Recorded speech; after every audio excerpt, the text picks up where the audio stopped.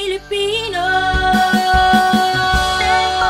Political storm nga kung aking tawagin ang mga naranasan kong bigla ang unos nito mga nakalipas na linggo. Pero tiwala ako na nalampasan ko na ang isang malaking dagok. Hinahanda ko na rin ang aking sarili sa mga darating pang unos. Ang hinihiling ko sa inyo ay panalangin para sa ating bansa at lahat ng mga kandidato sa susunod na eleksyon. Panalangin natin na magiging matiwasay at malinis ang halalan. Sana ay magkaisa tayo sa pagbabantay ng ating boto. Maraming salamat po sa inyong pagtutok sa isa na namang oras na puno ng makabuluhang impormasyon. Hanggang sa susunod na Sabado, alas 2 hanggang alas 3 ng hapon, dito lang sa Net25. Ako ang inyong lingkod, Francis Tolentino. Ito ang programang para sa inyo. 10-4 para sa Pilipino.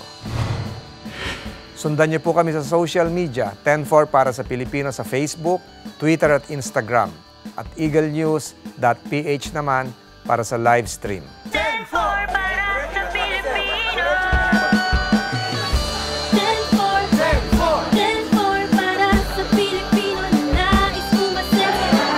10-4 para sa Pilipino na nais na matutunan. Sa kultura, postura, literatura, agrikultura, dapat tandaan sa bagas trapiko, magaling sa sports, magnifico. Edukasyon, turismo, musika at sining, how to do at kung anong meaning, kahit ano ay kaya basta. Sama-sama, pagkaisa, sama-sama.